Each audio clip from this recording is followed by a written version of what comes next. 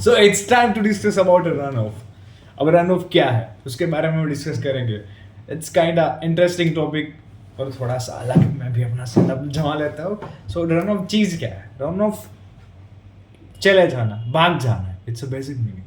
But definition में चाहे तो आउटपुट फ्रॉम कैचमेंट एरिया. अब कैचमेंट एरिया क्या है कि जहाँ कहीं भी बारिश होती है वहाँ एक एरिया पे जहाँ पानी डिपॉजिट होता है.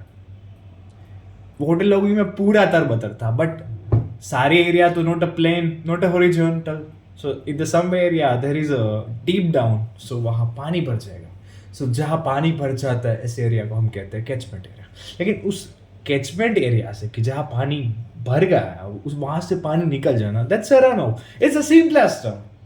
तो हम बात करेंगे सिंपलेस्ट टर्म के बारे में. रन ऑफ के बारे में बात करेंगे, उसे कैसे मेजर करते हैं उसके बारे में. इसके लिए मेथड्स क्यों, लेकिन ये जानना जरूरी क्यों है? Why this is we are discussing in audition. क्योंकि उसके साथ हम ऐसे कई surface flow, base flow, interflow and any other terms like direct runoff, तो बहुत सारे ऐसे टर्म पढ़ने वाले हैं जिससे हमें पता चलता है कि रन ऑफ का इंपोर्टेंस क्या है. अगर किसी भी जगह पानी भरा रहेगा so that's not good for that soil too and for economic purposes too. Geography, meteorological reasons, many factors affected. So we will discuss factors too. तो अब हम बात करते हैं कुछ टर्म्स के बारे में. अब क्या है रन ऑफ? हमने डेफिनेशन तो देख ली कि रन ऑफ क्या है कि किसी भी कैचमेंट एरिया से पानी मेन स्ट्रीम में लाइक मिक्स हो जाना, चले जाना. सो मेन स्ट्रीम में.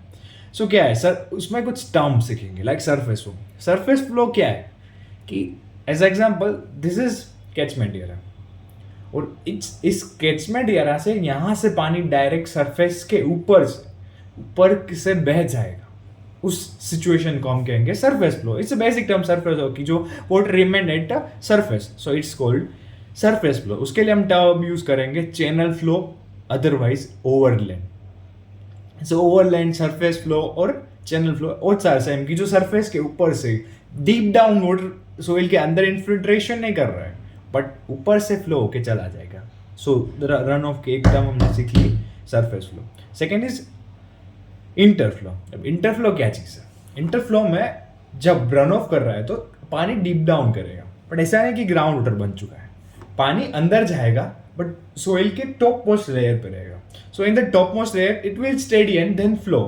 बट कोई तो ऐसा एरिया आएगा कि जहाँ कुछ ऐसा बनता होगा जब ऊपर से नीचे जा रहा है बट वहाँ थोड़ा डीप डाउन है तो ये अपर सोइल एरिया से निकल के फिर से वापस सरफेस पे चला जाएगा. सो इंटरफ्लो उसे कहते हैं कि वो लेटरल फ्लो करता है बट इनसाइड सोइल. तो दो टर्म सीख ली, सरफेस ऊपर से, वो सोइल के नीचे से बट सोइल के टॉप मोस्ट लेयर पे. सो इंटरफ्लो हमें पता चलेगा कि वो water enter upper soil profile. So that's the terms and reappear in the down type की जब सिचुएशन आएगी तो लेटरल तो करता ही है. अब हम तीसरी टर्म सीखेंगे. हमने इंटरफ्लो सीख लिया, surface flow, base flow. Base flow क्या है? जब पानी बहुत डीप डाउन जाएगा we can call it ground water. तो ग्राउंड वाटर का जो फ्लोइंग होगा ना वो कैसे इतनी आसानी से बाहर नहीं निकल आएगा क्योंकि वो अपर सोइल प्रोफाइल में नहीं फ्लो कर रहा है. तो उस टाइप की सिचुएशन को हम बोलेंगे base flow. Base flow means deep down flow करता है. Water means situation around ground water zone, वहाँ जो सिचुएटेड रहता है. सो हमने तीन टर्म सीख लिए नए की. बट वो भी जब ग्राउंड वाटर सिस्टम लाइक की चैनल आएगी कि बहुत बड़ा डीप खड्डा है, बहुत ज़्यादा डीप की जो ग्राउंड वाटर के लेवल का ही है तो बाहर आ जाएगा. सो हमने तीन टर्म्स देख ली. अब एक टर्म है direct runoff. Direct runoff क्या चीज़ है? एक होता है after some time runoff होता है, एक direct runoff. Direct runoff क्या है कि बारिश गिरी है कैचमेंट एरिया बट वहां से फटाक से इंस्टेंटली इमीडिएटली पानी निकल जाएगा. So it's direct run of. हमने देख लिया. अब बेस फ्लो क्या है? Base flow is a delayed flow. मतलब जो डायरेक्ट रन ऑफ होता है कि जो तुरंत हो जाता है बट जो बेस फ्लो होता है वो टाइम लेता है. ग्राउंड वाटर में मिक्स हो सकता है कुछ भी. लाइक बेस फ्लो तो ऑलवेज ग्राउंड वाटर में जाएगा, फिर कोई बेसमेंट डीप एरिया आया तो निकलेगा. So that's a different. Direct runoff ground water में बेस फ्लो की तरह फ्लो होगा. So both are different.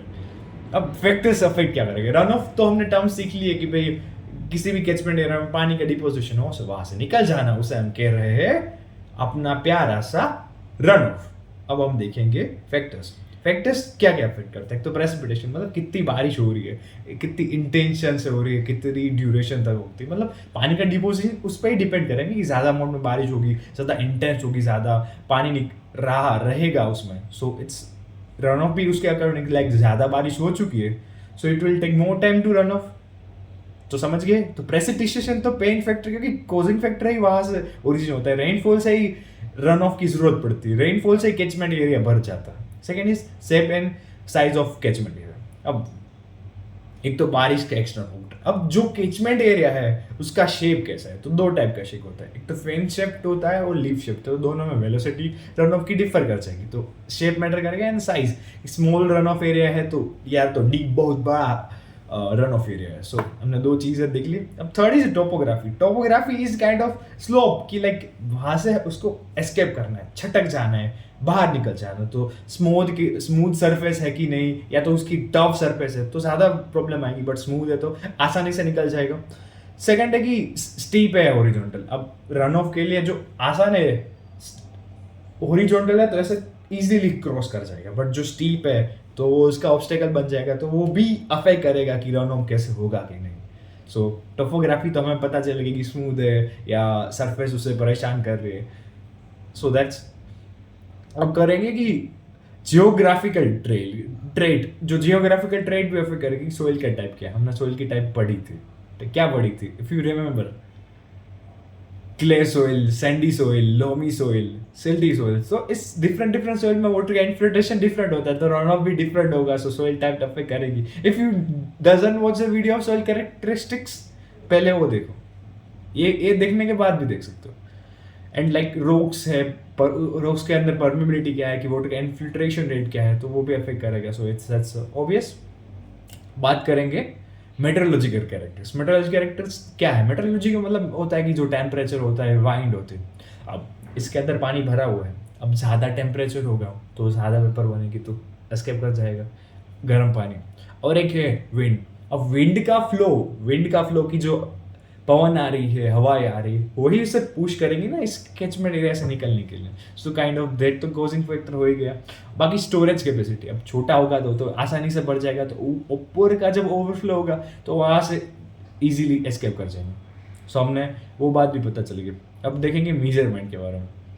Measurement क्या ऐसे कर रहे हैं? एक स्मॉल चैनल है ना, तो उसके लिए हम टर्म यूज कर सकते हैं वॉल्यूमेट्रिक मेथड। वॉल्यूमेट्रिक मेथड में क्या करेंगे कि सबसे पहले हम डायमेंशन लेंगे कि जो हमारा कैचमेंट एरिया है वो कितना बड़ा है, कितनी इसकी साइज है, डायमेंशन लाइक लेंथ है, वो सब लेंगे।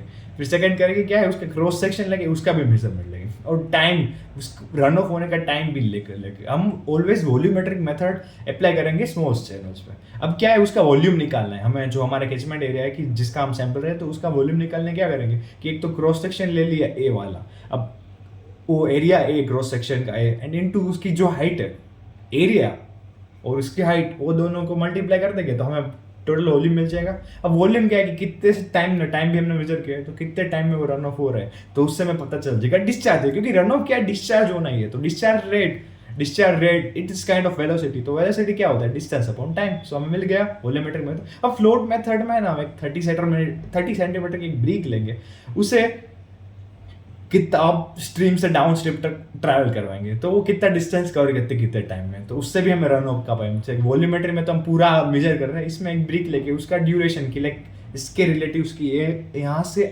यहाँ आने तक कितना डिस्टेंस ट्रैवल करा, कितना टाइम लगा, तो उससे हमें पता चलेगा कितनी जल्दी रन ऑफ हो रहा है। मतलब आपको अगर ट्रेन की स्पीड की मेजर करनी है तो आप ट्रेन के साथ भागो, फिर अपनी वॉच में देख लो कि कितनी टाइम से हम भाग रहे हैं, तो हमें पता चल जाएगा ट्रेन की स्पीड। इट्स काइंड ऑफ बचकाना example, but you can say इसी टाइप की कि हम उसको ही ट्रैवल करेंगे, तो हमें पता चल जाएगा कि उसकी जितनी स्पीड होगी उतनी रन ऑफ स्पीड होगी, क्योंकि दोनों पैरेलल ही चल रहे हैं। अब डिस्चार्ज का रेट तो क्या है कि हमें डिस्चार्ज का रेट चाहिए तो वेलोसिटी इनटू एरिया कर देने का है, so we can get discharge rate. So it's kind of discussion about runoff. Some equations even remaining in the some numericals too, so वो तो हमें बुक से याद करने हो. So that's the mathematics. Thank you.